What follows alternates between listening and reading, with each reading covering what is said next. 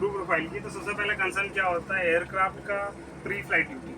Most probably pre flight duty क्या होती है कि हम पहले इनिशियली हम जब अंदर आते हैं तो क्या देखते हैं, एयरक्राफ्ट में सेफ्टी इक्विपमेंट्स कहाँ रखे हैं, किस तरीके से क्या क्या चीज़ें। This is the layout of the aircraft, you can see over there. ये एयरक्राफ्ट का लेआउट है। इस लेआउट के बिहाफ पे आपको पता चलेगा कि कौन सा इक्विपमेंट्स कहाँ रखा गया है, चाहे वो मेडिकल किट हो, चाहे वो आपका फायर एक्सटिंग्विशर हो, चाहे वो बीशेफ हो, चाहे आपको कोई भी चीज़ हो। ठीक है, आपके इस लेआउट से आपको पता चलेगा कि ओवरऑल इक्विपमेंट्स कहाँ हैं, ओवरऑल कौन सी खिड़की कहाँ पर है, फायर एक्सटिंग्विशर कहाँ पर है, इमरजेंसी इक्विपमेंट्स कहाँ पर है, एक्स कहाँ पर है आपका। मोर प्रॉब्ली सब कुछ यहीं से पता चलेगा।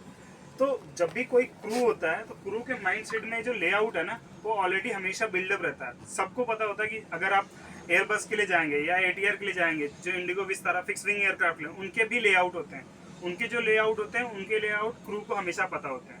ठीक है, तो ये लेआउट जो है, इस लेआउट में आपको पता कर सकते हैं यहाँ पर कौन कौन से इक्विपमेंट्स कहाँ कहाँ रखे गए हैं। ठीक है, तो प्री फ्लाइट ड्यूटी का मतलब ही ये होता है, जब एयरक्राफ्ट में जब जैसे ही क्रू इनिशियली एंट्री करता है, एंट्री करने के बाद उनका सबसे पहला काम क्या होता है, सेफ्टी इक्विपमेंट चेक करना। ठीक है, सेफ्टी इक्विपमेंट चेक करना। सेफ्टी इक्विपमेंट चेक करने के बाद वो आप अगर जाते हैं मेडिकल इमरजेंसी से, मेडिकल किट्स कैसे हैं हमारी हर जगह पर है। थर्ड आता है आपके सीटिंग कैपेसिटी के हिसाब से हर चीज़ को, सीट को भी चेकआउट करना पड़ता है। और उस फिक्स विंग एयरक्राफ्ट में ओवर हेड बिन होता है, बट यहाँ पर ओवर हेड बिन कंपार्टमेंट नहीं है। This is the another thing. ठीक है, तो वो भी चेक करना पड़ता है कोई टूटा तो नहीं है, सीट बेल्ट भी चेक करना पड़ता है कोई टूटा तो नहीं है।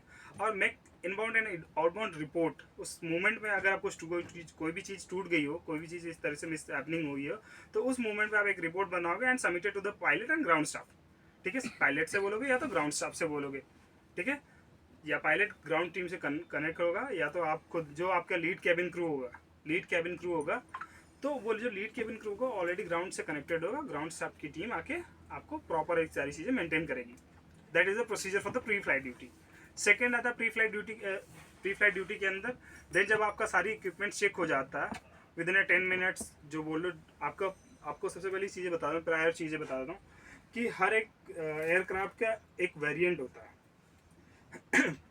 अगर एक एयरक्राफ्ट होता है, एक एयरक्राफ्ट के लिए हमें 90 लोगों की ज़रूरत होती है। This is a nominal aircraft, but अगर हम फिक्स विंग एयरक्राफ्ट के लिए जाएँ जिसमें 180 पैसेंजर्स की सीट है, तो 90 लोगों को हायर करेगी कंपनी, 90 लोगों को, 90 से 100 लोगों को। Crew, pilot, ground team, maintenance team, एक स्पेसिफिक होता है। ये इनिशियल उनके अंदर के बता रहा हूँ कि क्या क्या चाहिए। इसी हिसाब से रोस्टर्स भी बनाए जाते हैं, इसी हिसाब से सारी चीज़ें बनाई जाती है, चाहे क्रू का रोस्टर हो, चाहे पायलट का रोस्टर हो। आपको बता दूंगा, अगर आप आओगे हमारे अकेडमीज में तो आपको दिखा दिया जाएगा कि रोस्टर्स किस तरीके से होता है। तो आपको दिख जाएगा कि पायलट का रोस्टर्स किस तरीके से होता है, क्रू का रोस्टर्स किस तरीके से होता है, वो आपको देखोगे। वो उनको 1 मंथ पहले ही मिल जाता है।